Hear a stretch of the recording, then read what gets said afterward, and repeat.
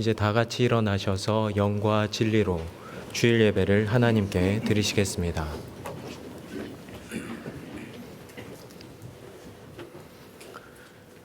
여호와는 만군의 하나님이시라. 여호와는 그를 기억하게 하는 이름이니라. 그런즉 너의 하나님께로 돌아와서 인의와 정의를 지키며 항상 너의 하나님을 바랄지니라. 아멘. 할렐루야.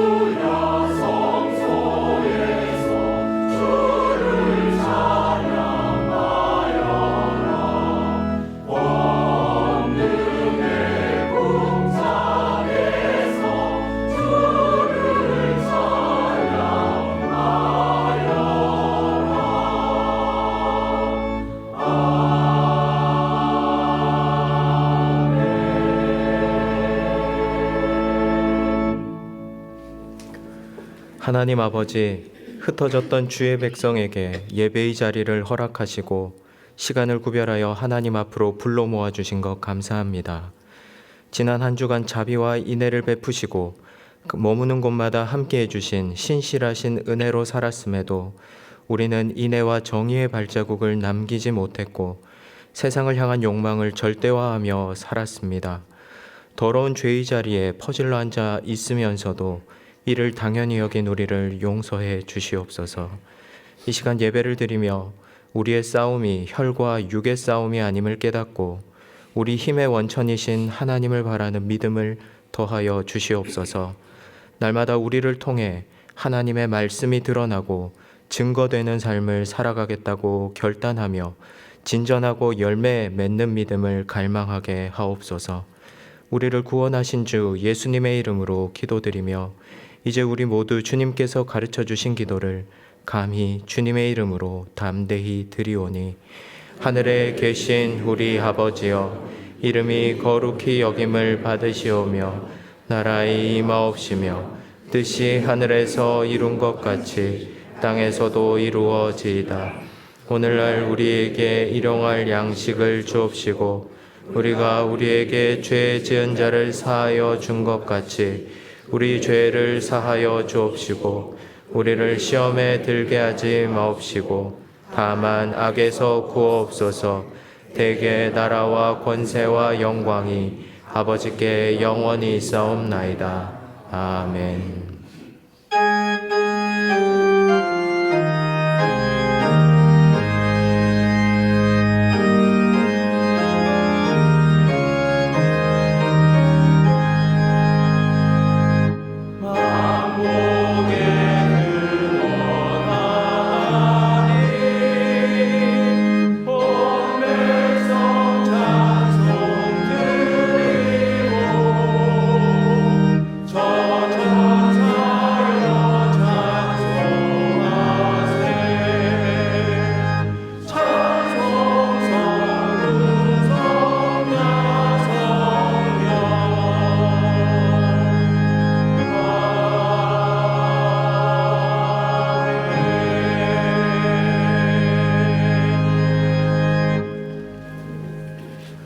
교독문 33번을 함께 교독하시겠습니다. 교독문 33번입니다.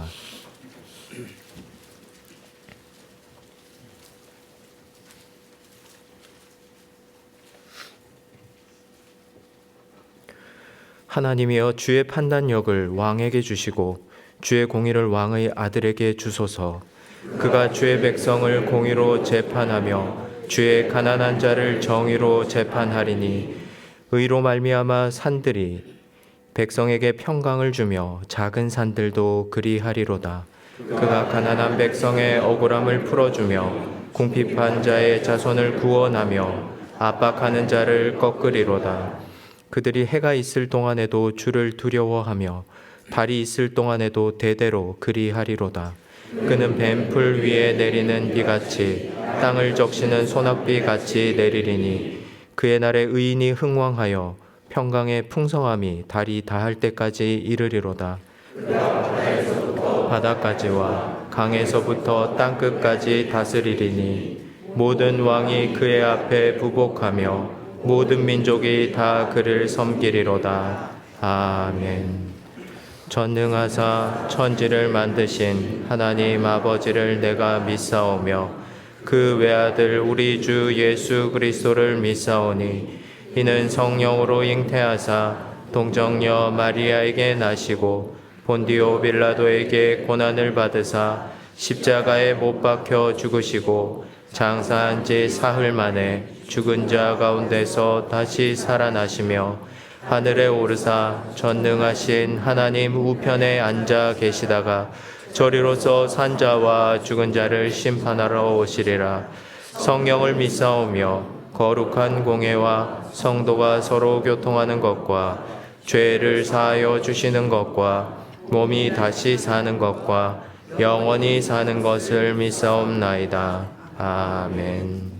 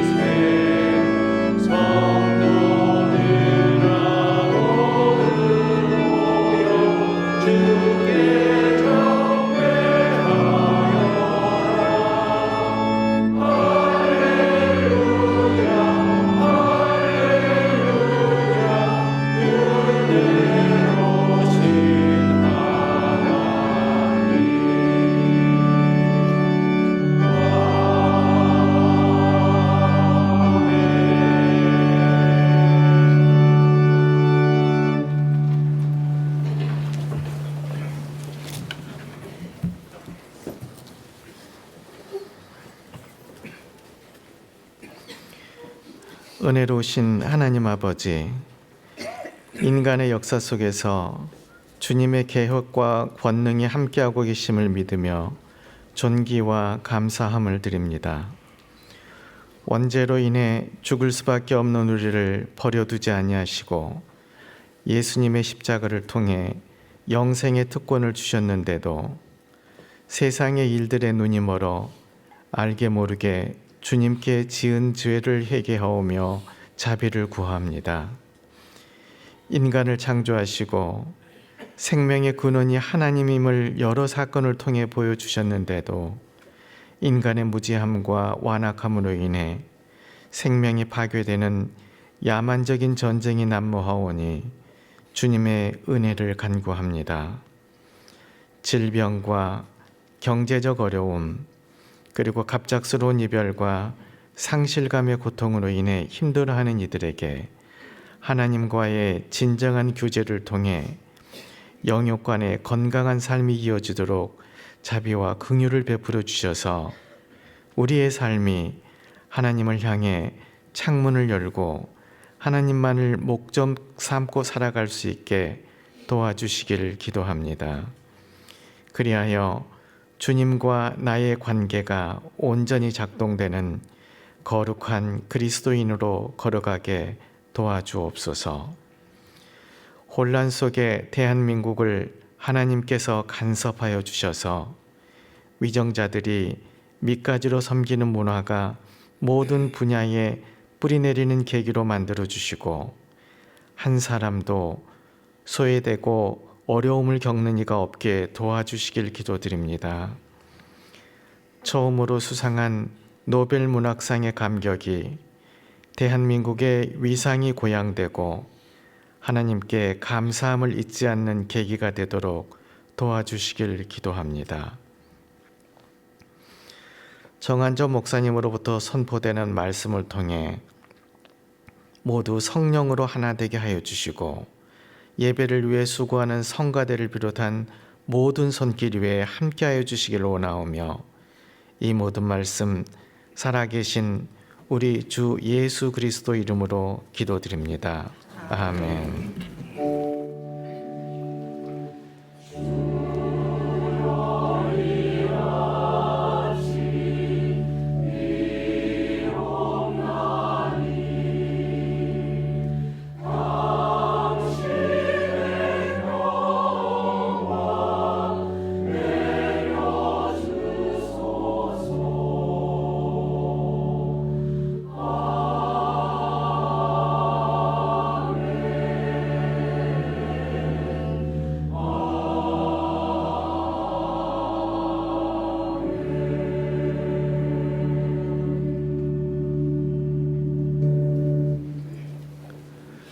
교회 소식을 알려드리겠습니다. 어제 개최된 하반기 묘역 잡초 제거 및 비석 닦기 행사에는 짝수교구에서 총 241명의 교우님들께서 봉사해 주셨습니다.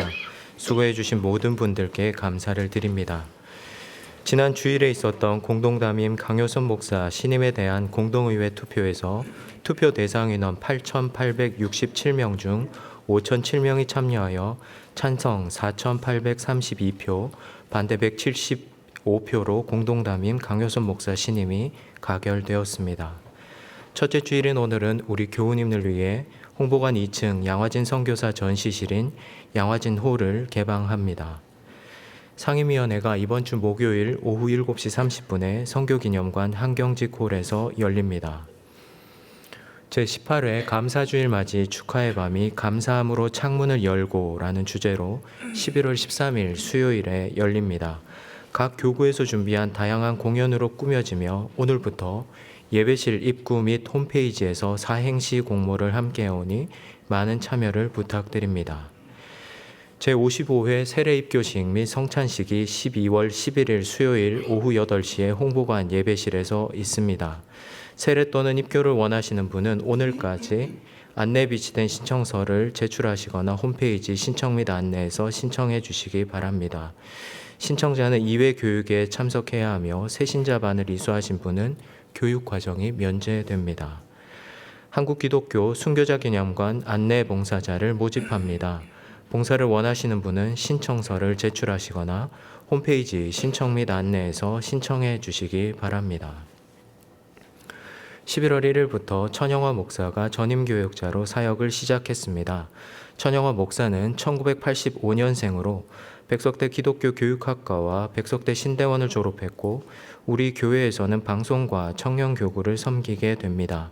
부인 전찬미님과의 사이에 일녀가 있습니다. 인사드릴 때 환영의 박수 부탁드립니다. 기타 봉사팀 모집 내용과 나머지 교회 소식은 주보를 참고해 주시기 바랍니다.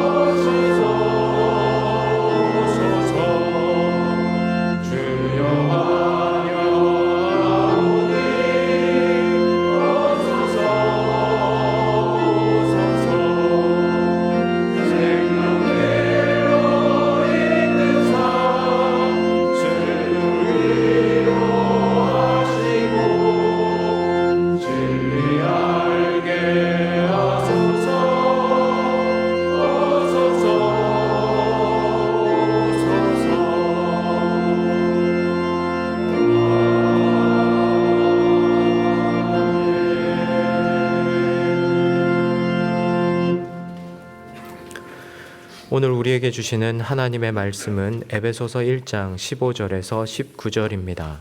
신약 성경 311쪽입니다. 에베소서 1장 15절에서 19절입니다. 제가 봉독하겠습니다.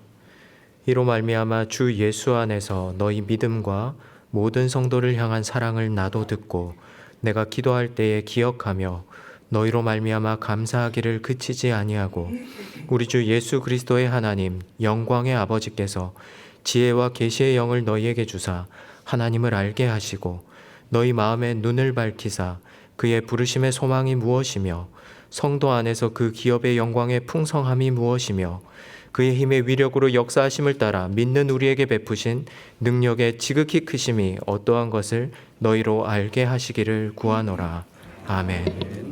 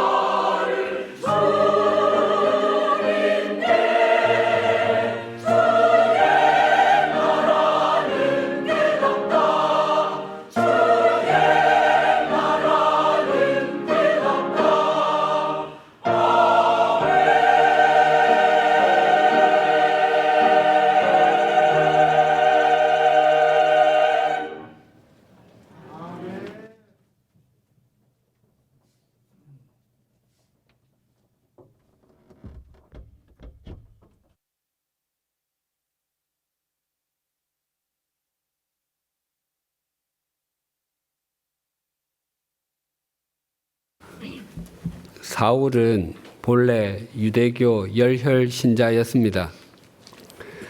그는 나사렛 출신의 목수 예수가 그리스도라 믿는 사람들의 모임인 교회를 말살하려고 했습니다. 그것은 그가 가진 종교적 신념이자 열정이었습니다. 그래서 그는 예루살렘에서 북쪽으로 약 240km나 떨어진 곳에 위치한 다메섹, 즉 지금의 시리아의 수도인 다마스쿠스로 가고 있었습니다. 예수님과 그분의 가르침을 따르는 사람은 남녀를 가리지 않고 결박하여 예루살렘으로 잡아올 작정이었습니다.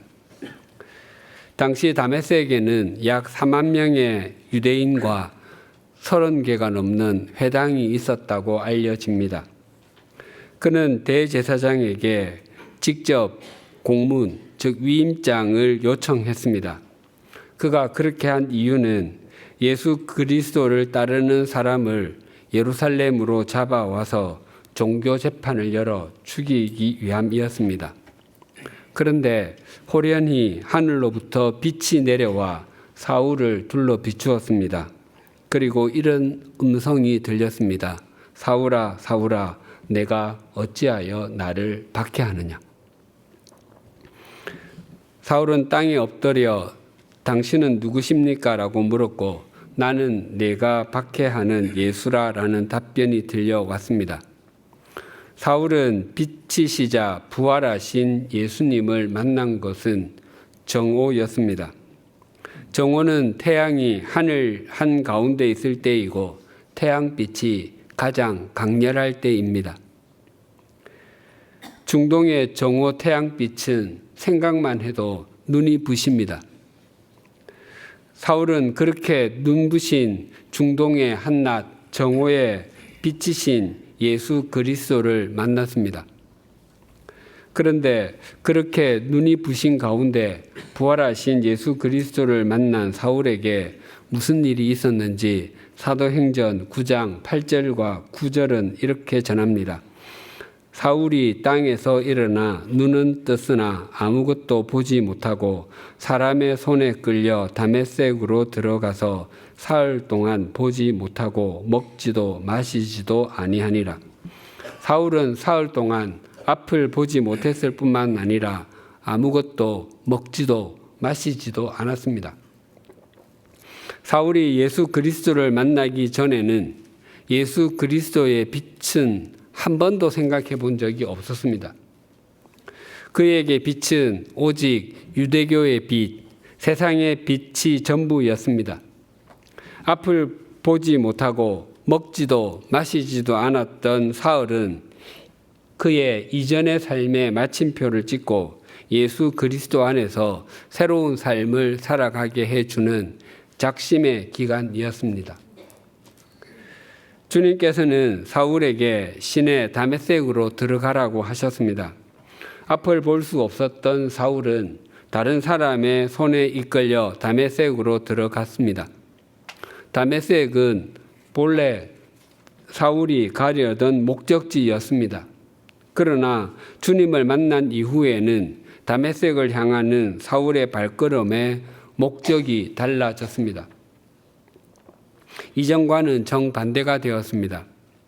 다메섹을 향하는 사울의 발걸음은 주님을 만나기 이전에는 자신의 종교적 열심을 위한 것이었고 자신의 입신 양명을 위한 것이었습니다. 하지만 주님을 만난 이후에는 주님께 순종하기 위함이었습니다. 사울이 다메섹에 있을 때 주님께서는 아나니아라는 제자를 부르셔서 일어나 집 가라 하는 거리로 가서 유다의 집에서 다소 사람 사울이라 하는 사람을 찾으라. 그가 기도하는 중이니라 라고 말씀하셨습니다. 순간 당황한 아나니아는 이렇게 말씀드렸습니다. 주님, 그가 예루살렘에서 주님의 성도들에게 얼마나 해를 끼쳤는지를 많은 사람에게서 들었습니다. 그리고 그는 주님의 이름을 부르는 사람들을 잡아갈 권한을 대제사장들에게서 받아서 여기에 와 있습니다. 그러나 주님께서는 이렇게 말씀하셨습니다. 사도행전 9장 15절입니다. 주께서 이르시되 가라, 이 사람은 내 이름을 이방인과 임금들과 이스라엘 자손들에게 전하기 위하여 택한 나의 그릇이라. 이방인과 임금들, 이스라엘 자손은 세상의 모든 사람을 일컫습니다. 주님께서는 이 일을 제기한 아나니아에게 재차 사울을 찾아갈 것을 명령하셨습니다. 그 이유가 사울은 주님께서 주님의 이름과 주님의 말씀을 전하기 위해서 택하신 나의 그릇, 즉 주님의 그릇이었기 때문입니다. 사울은 다메섹으로 가는 길에서 부활하신 주님을 만나기 이전까지는 유대교의 그릇, 자기 욕망과 야망의 그릇을 채우기 위해서 살았습니다. 하지만 부활하신 주님을 만난 이후에는 주님의 이름과 주님의 말씀을 채우는 주님의 그릇이 되었습니다. 마침내 아나니아는 주님의 명령에 순종하여 직가에 있는 유다의 집에서 사흘간 금식 기도하고 있는 사울을 찾아갔습니다. 사울은 여전히 앞을 보지 못하고 있었습니다. 그때 아나니아가 행했던 것과 그때 일어난 일이 이러합니다. 사도행전 9장 17절에서 19절입니다. 아나니아가 떠나 그 집에 들어가서 그에게 안수하여 이르되 형제 사울아, 주 곧 내가 오는 길에서 나타나셨던 예수께서 나를 보내어 너로 다시 보게 하시고 성령으로 충만하게 하신다 하니 즉시 사울의 눈에서 비늘 같은 것이 벗어져 다시 보게 된지라. 일어나 세례를 받고 음식을 먹음에 강건하여 지니라. 사울은 아나니아의 안수를 받는 바로 그 순간에 사흘 만에 다시 앞을 볼 수 있게 되었습니다. 그런데 그의 눈이 다시 열린 것은 그냥 이루어진 것이 아니었습니다. 그의 눈에서 비늘 같은 것이 벗겨지고 난 후에 일어난 일입니다. 비늘로 번역된 헬라어 레피스는 뱀의 허물이나 생선 비늘을 뜻하는 말입니다. 그리고 복수형으로 기록되어 있습니다. 그동안 사울의 눈에는 생선 비늘 같은 것이 끼어 있었습니다. 그것도 단수의 비늘이 아니라 복수의 비늘이었습니다. 만약 생선 비늘을 렌즈 삼아 안경을 만들어 쓴다면 세상이 얼마나 흐리게 보이겠습니까? 자기는 아무리 제대로 보고 있다고 생각할지라도 그것은 제대로 보는 것이 아닐 것입니다. 그 비늘 같은 것들이 떨어지고 나서야 비로소 사울은 바르게 보게 되었습니다. 무엇이 참인지, 무엇이 바른 것인지, 무엇이 가치가 있는지, 무엇이 의미가 있는지, 무엇이 영원한 것인지를 알게 되었습니다. 무엇보다도 사울은 눈에서 비늘 같은 것이 벗겨지고 나서야 부활하신 나사렛 예수님이 그토록 기다려왔던 그리스도 메시아이시며 자신이 주님을 알기 전부터 자신과 함께 하셨던 임마누엘 하나님이신 것을 알게 되었습니다. 그리고 그분이 자신을 당신을 위한 그릇으로 불러주셨음을 깨닫게 되었습니다. 오랜 세월이 지난 후에 바울은 아그리빠 왕과 버니게 왕비, 베스도 총독을 비롯하여 여러 사람 앞에서 자신이 주님께로부터 받은 소명이 무엇이었는지를 이렇게 피력했습니다. 사도행전 26장 16절에서 18절입니다. 일어나 너의 발로 서라.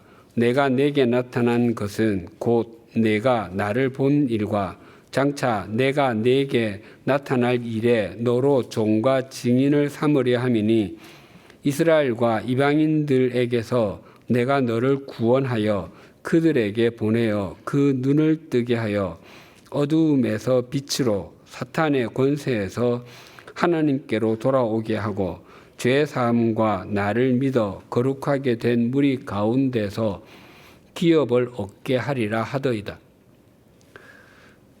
바울은 예수님의 말씀처럼 이방인과 임금들과 이스라엘 자손 앞에서 주님의 이름을 증거하고 있습니다. 바울이 행한 사역의 본질은 사람들의 눈을 뜨게 하여서 어두움의 다스림에서 빛의 다스림 속으로 들어오게 하고 사탄의 지배에서 하나님의 지배 속으로 들어오게 하는 것이었습니다. 지금 바울 앞에 있는 사람들은 왕과 왕비, 총독과 고관 대작들입니다.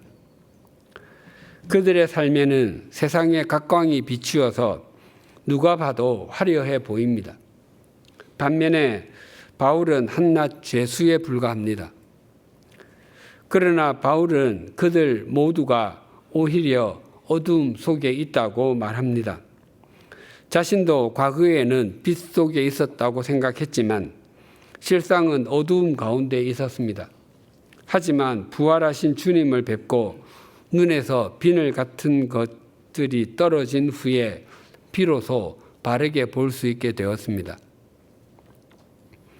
그래서 영적인 눈, 마음의 눈을 뜨게 되는 것의 중요성은 아무리 강조해도 지나침이 없습니다. 오늘 본문에서도 마음의 눈뜸에 대해서 증거합니다. 사도 바울은 로마에 있는 감옥에서 에베소 교회를 위해 기도를 드리면서 우리 주 예수 그리스도의 하나님, 영광의 아버지라고 기도의 문을 열었습니다.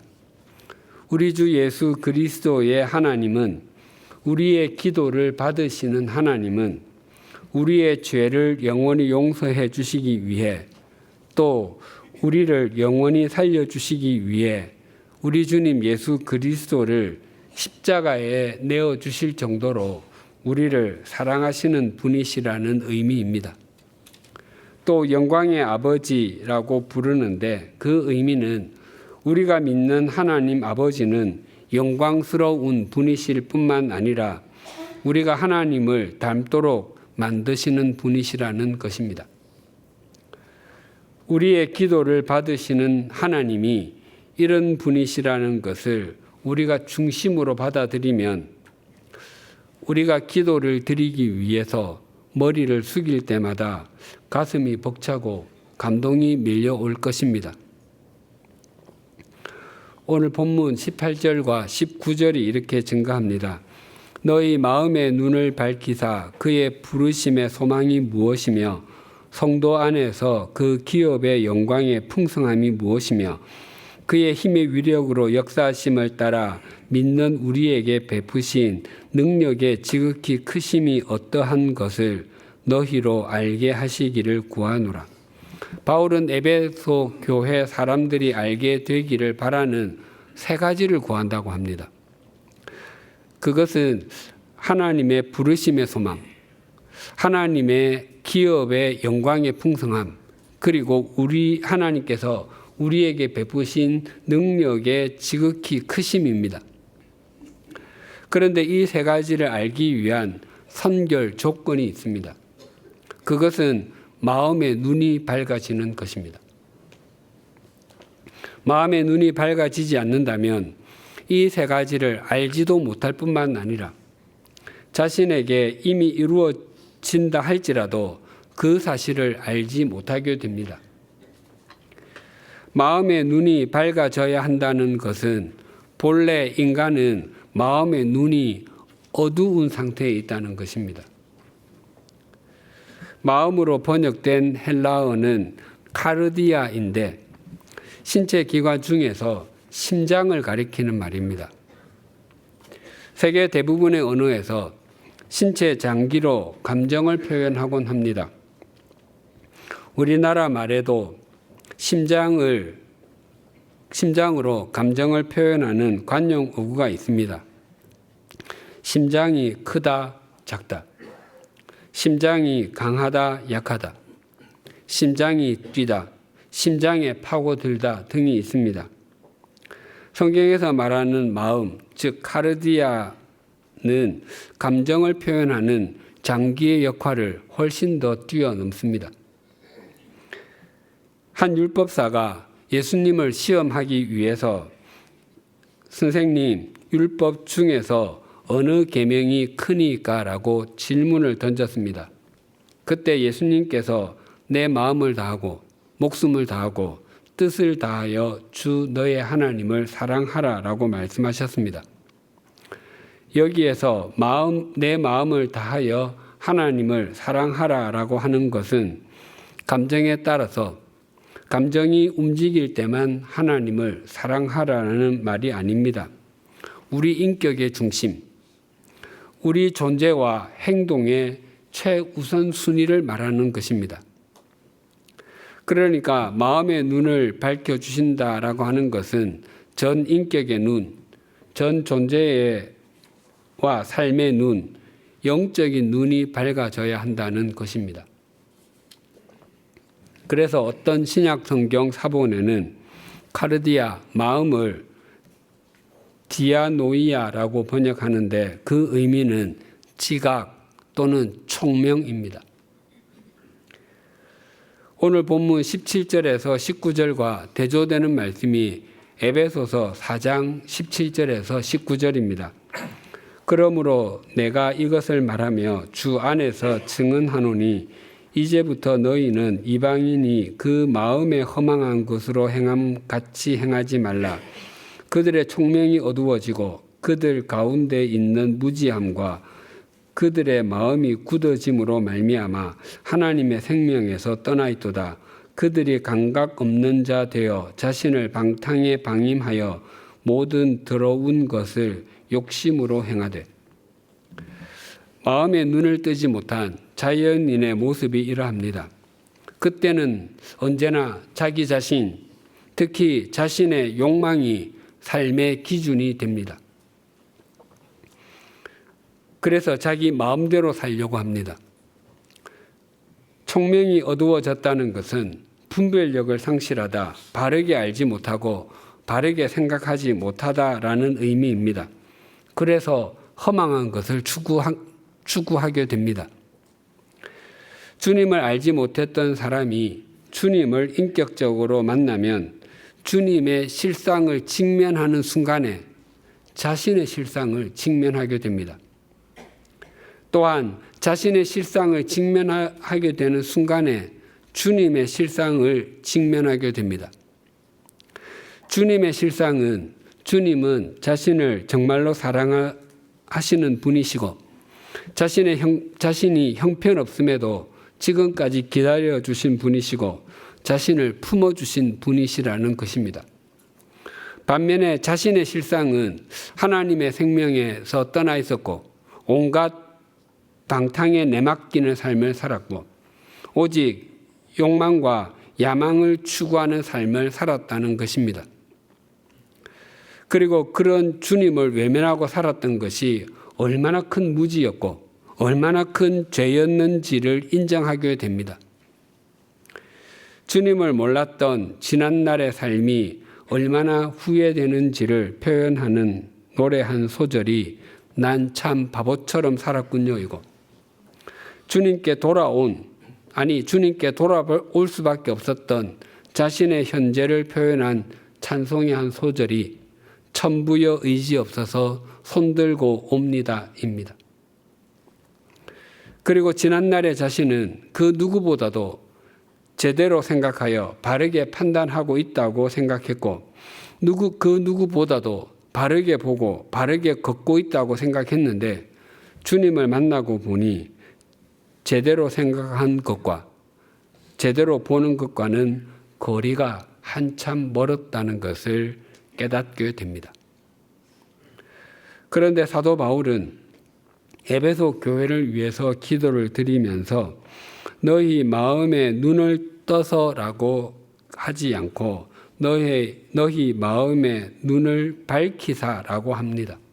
즉 우리가 마음의 눈, 영적인 눈을 뜨게 되는 것이 우리가 눈을 떠야 되겠다고 결심했기 때문이거나 우리에게 눈을 뜰 수 있는 능력이 있었기 때문이 아닙니다. 우리에게 눈을 뜨게 해주시는 분이 계셨기 때문입니다. 시편 1편 1절에서 3절입니다. 복 있는 사람은 악인들의 꾀를 따르지 아니하며 죄인들의 길에 서지 아니하며 오만한 자들의 자리에 앉지 아니하고 오직 여호와의 율법을 즐거워하여 그의 율법을 주야로 묵상하는도다. 그는 시냇가에 심은 나무가 철을 따라 열매를 맺으며 그 잎사귀가 마르지 아니함 같으니 그가 하는 모든 일이 형통하리로다. 악인들의 꾀를 따르지 않고 죄인들의 길에 서지 않으며 오만한 사람들의 자리에 앉지 아니하는 복 있는 사람을 시냇가에 심은 나무에 비유하고 있습니다. 복 있는 사람은 시냇가에 자생한 나무, 시냇가에 스스로 뿌리를 내린 나무가 아니라 심어진 나무라고 합니다. 그렇다면 그 나무를 심어주신 분이 존재할 것이고 거기에 심은 이유와 목적도 있을 것입니다. 거기에 걸맞게 사는 것, 즉 철을 따라 열매를 맺으며 사는 것이 가장 바르게 사는 것입니다. 오늘 본문의 표현으로 하면 부르심의 소망을 따라서 사는 것입니다. 로마서 8장 28절입니다. 우리가 알거니와 하나님을 사랑하는 자 곧 그의 뜻대로 부르심을 입은 자들에게는 모든 것이 합력하여 선을 이루느니라.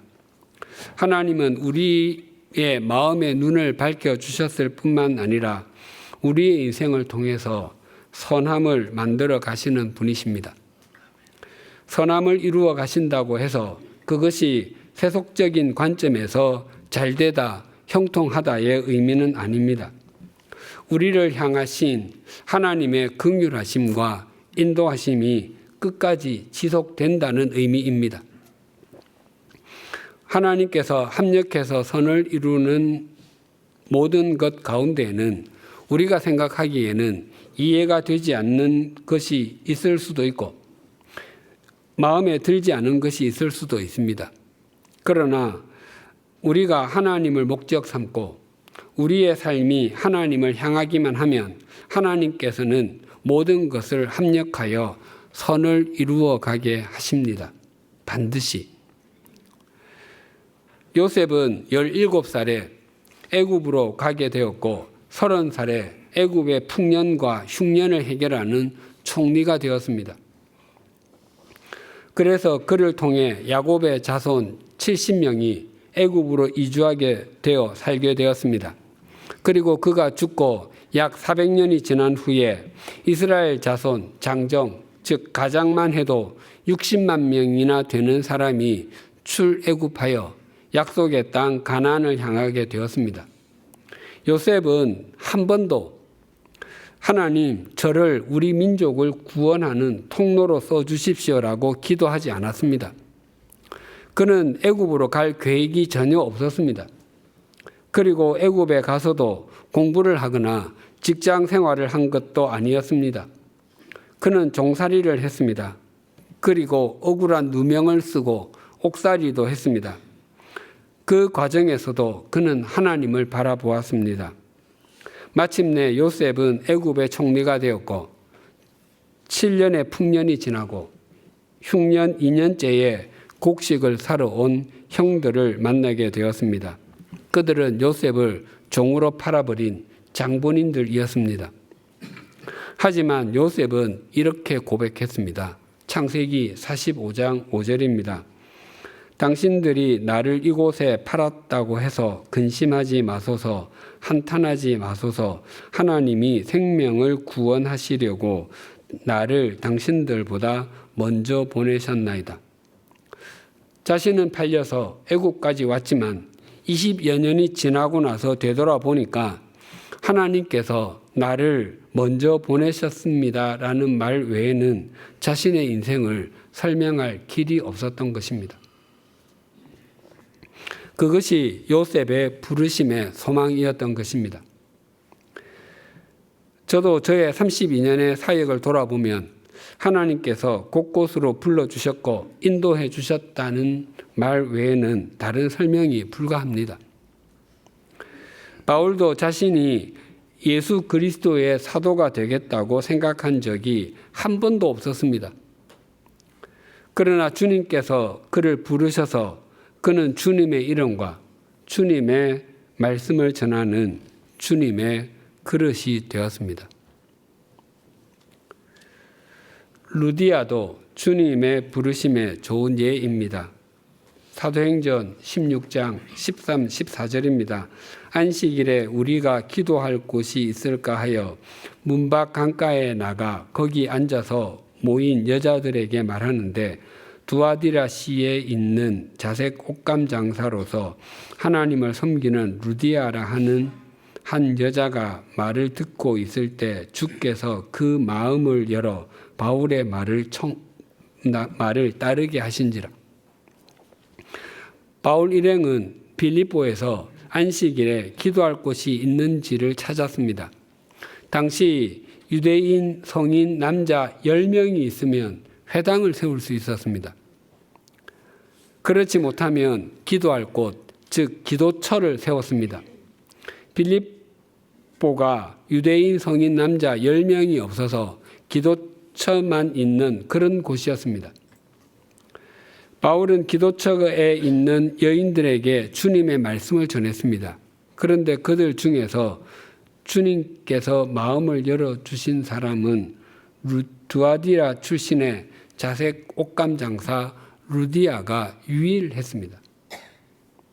그래서 그와 그의 가족들은 빌립보 교회의 첫 교인들이 되었습니다.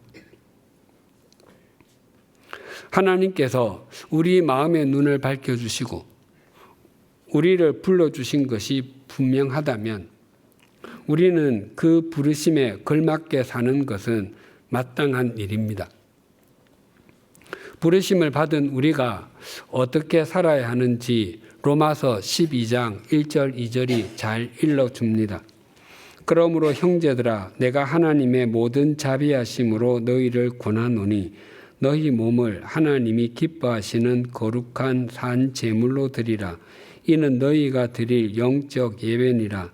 너희는 이 세대를 본받지 말고 오직 마음을 새롭게 함으로 변화를 받아 하나님의 선하시고 기뻐하시고 온전하신 뜻이 무엇인지 분별하도록 하라.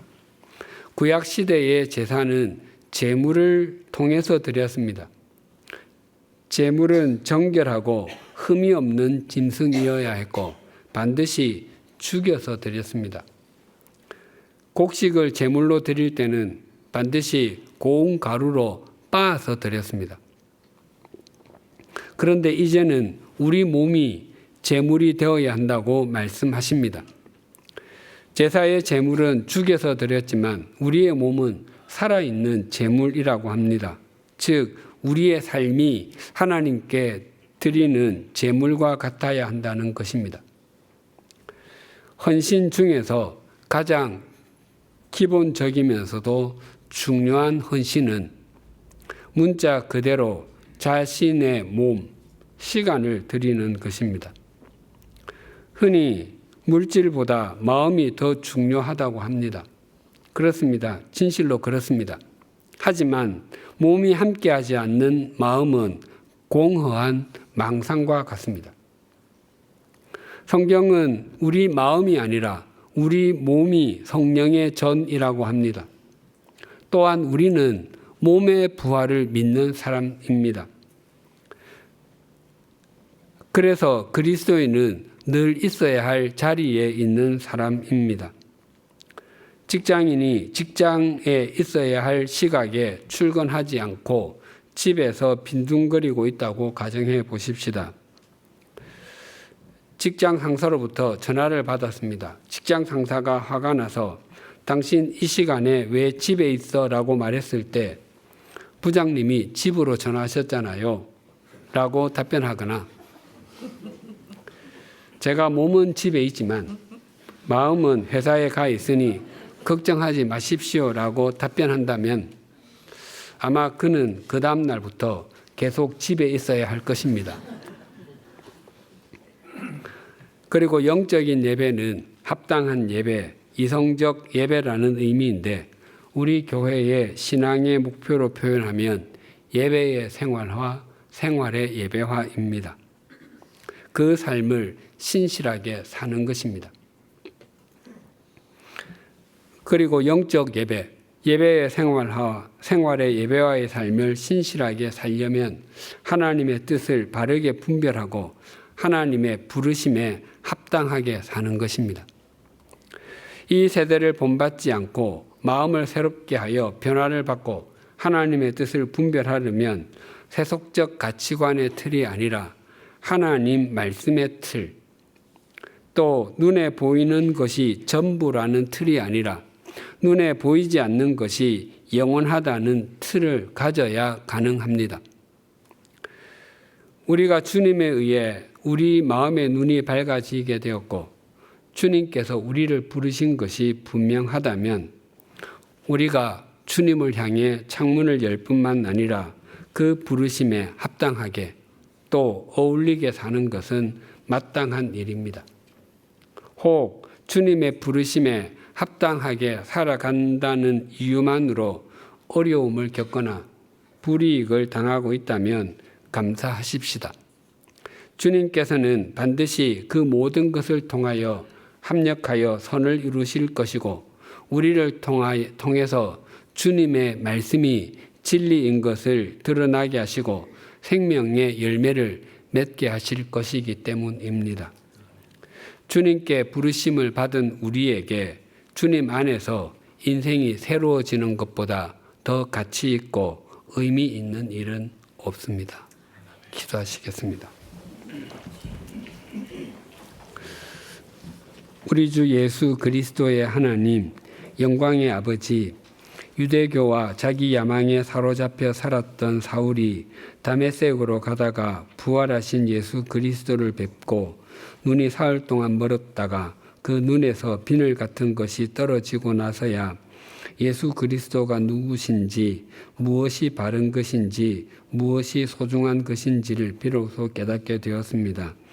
우리도 본래 마음의 눈이 멀었던 사람들이었고 그럼에도 우리는 마음의 눈이 밝다고 착각하고 살았습니다. 주님께서 우리의 마음의 눈을 밝혀주심으로 우리도 비로소 참된 것과 바른 것, 영원한 것을 분별할 줄 알게 되었습니다. 하나님을 사랑하는 사람, 그의 뜻대로 부르심을 입은 사람에게는 모든 것이 합력하여 선을 이룬다고 말씀하셨습니다. 우리 각자가 하나님을 사랑하는 사람이 되고 하나님의 뜻대로 부르심을 받은 사람이 되어서 우리의 일상은 물론 우리의 전 인생이 합력하여 선을 이루는 것을 목도하게 하여 주시옵소서. 우리가 이 땅을 떠난 이후에도 하나님의 나라에서 하나님의 뜻이 이루어지는 것을 목도하게 하여 주시옵소서. 우리를 통하여 하나님의 뜻이 이루어지기 위해서 요셉의 삶이 그러했듯이 우리의 삶이 우리의 생각이나 계획과 다르게 전개되어도 주어진 삶에서 신실하게 하여 주시옵소서. 또한 루디아처럼 하나님의 말씀이 들릴 때 집중하여 듣게 하여 주시옵소서. 우리의 삶이 진정 부르심에 합당한 삶이게 하여 주시옵소서. 예수님의 이름으로 기도드립니다. 아멘.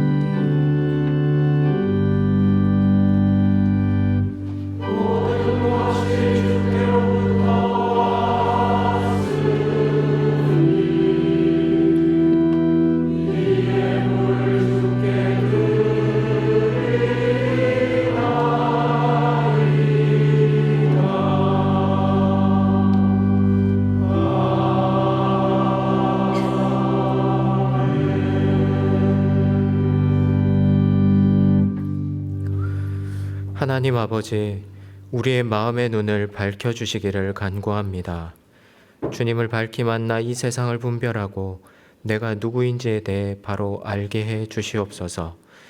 우리 앞에 놓여진 삶의 본령에 대해 바르게 깨달아 우리의 시간을 들여 헌신하며 눈이 어두웠던 시절의 어리석음을 되풀이하지 않는 믿음을 날마다 주시옵소서. 하나님께서 인도하시는 우리의 삶이 우리의 뜻과 다르다고 해도 낙심하지 않으며 선하신 하나님의 뜻을 믿으며 신실하게 하옵소서. 수고하여 거둔 것의 일부를 주께서 주신 것이라 고백하며 기쁘게 드립니다. 일용할 양식뿐만 아니라 우리의 필요를 넘치게 채우시는 은혜에 깊이 감사하며 언제나 가장 좋은 것을 내 삶에 허락하신다는 믿음으로 주신 것을 기꺼이 드리고 나누는 삶을 이어가게 해 주시옵소서. 주께 드린 예물이 쓰이는 곳마다 마음의 눈이 밝아져 기꺼이 자신을 들여 헌신하는 이들이 일어나게 하옵소서. 예수님의 이름으로 봉헌기도 드립니다. 아멘. 주위에 계신 분들과 인사 나누시겠습니다.